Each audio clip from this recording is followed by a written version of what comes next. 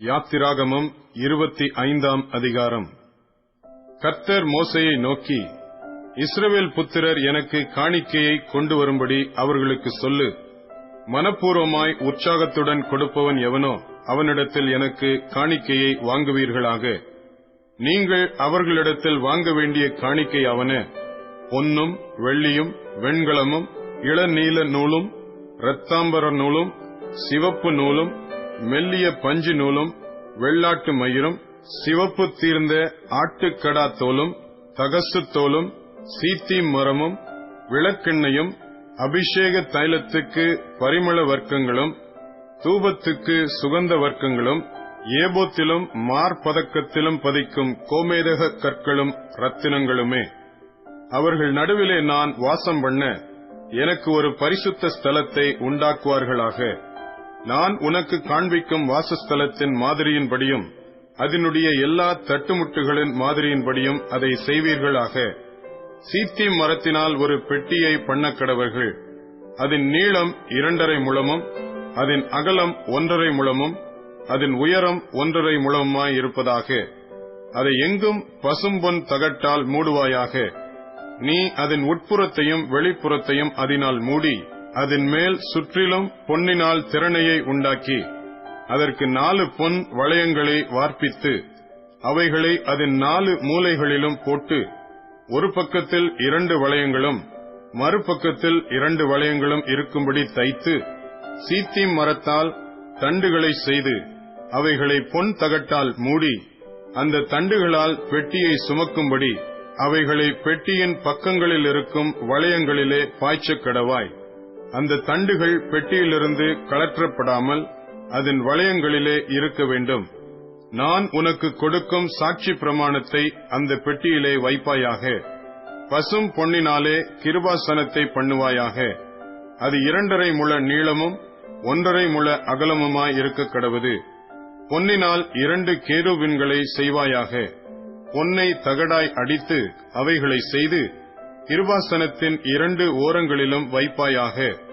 ஒரு புறத்து ஓரத்தில் ஒரு கேருபீனையும் மறுபுறத்து ஓரத்தில் மற்ற கேருபீனையும் பண்ணிவை.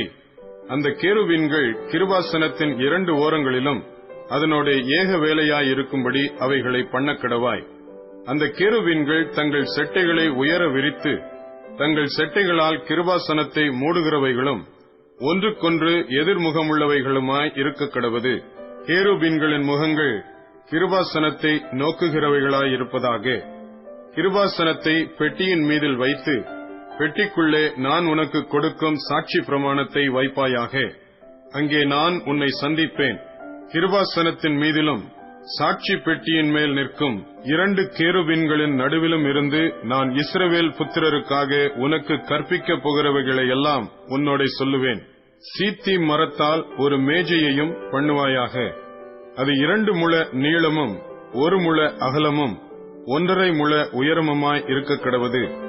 அதை பசும் பொன் தகட்டால் மூடி சுற்றிலும் அதற்கு பொன்னினால் திறனையை உண்டாக்கி, சுற்றிலும் அதற்கு 4 விரற்கடையான சட்டத்தையும் அதன் சட்டத்திற்கு சுற்றிலும் பொன்னினால் திறனையையும் உண்டாக்கி அதற்கு 4 பொன் வளையங்களை பண்ணி அவைகளை அதன் 4 கால்களுக்கு இருக்கும் 4 மூலைகளிலும் தைக்க கடவாய். அந்த வளையங்கள் மேஜையை சுமக்கும் தண்டுகளுக்கு இடங்களாயிருக்கும்படி சட்டத்தின் அருகே இருக்க வேண்டும். அந்த தண்டுகளை சீத்திம் மரத்தினால் செய்து அவைகளை பொன் தகட்டால் மூடக்கடவாய். அவைகளால் மேஜை சுமக்கப்பட வேண்டும். அதற்குரிய தட்டுகளையும் தூப கரண்டிகளையும் கிண்ணங்களையும் பானபலி கரகங்களையும் பண்ணக்கடவாய். அவைகளை பசும் பொன்னினால் பண்ணக்கடவாய். மேஜையின் மேல் நித்தமும் என் சந்நிதியில் சமூக தப்பங்களை வைக்க கடவாய். பசும் பொன்னினால் ஒரு குத்து விளக்கையும் உண்டாக்குவாயாக. அது பொன்னினால் அடிப்பு வேலையாய் செய்யப்பட வேண்டும். அதன் தண்டும் கிளைகளும் மொக்குகளும் பழங்களும் பூக்களும் பொன்னினால் செய்யப்பட வேண்டும். 6 கிளைகள் அதன் பக்கங்களில் விட வேண்டும். குத்து விளக்கின் 3 கிளைகள் அதன் ஒரு பக்கத்திலும் குத்து விளக்கின் 3 கிளைகள் அதன் மறுபக்கத்திலும் விட வேண்டும். ஒவ்வொரு கிளையிலே வாதுமை கொட்டைக்கு ஒப்பான 3 மொக்குகளும் 1 பழமும் 1 பூவும் இருப்பதாக. குத்து விளக்கிலிருந்து புறப்படும் 6 கிளைகளிலும் அப்படியே இருக்க வேண்டும். விளக்கு தண்டிலோ வாதுமை கொட்டைக்கு ஒப்பான 4 மொக்குகளும் பழங்களும் பூக்களும் இருப்பதாக.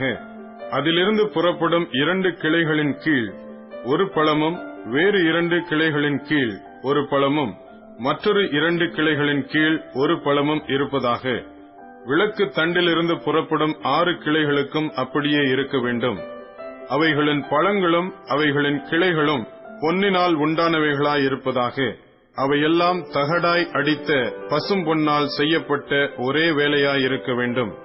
அதில் 7 அகல்களை செய்வாயாக. அதற்கு நேரெதிராய் எரியும்படிக்கு அவைகள் ஏற்றப்பட கடவது. அதன் கத்திரிகளும் சாம்பல் பாத்திரங்களும் பசும்பொன்னினால் செய்யப்படுவதாக.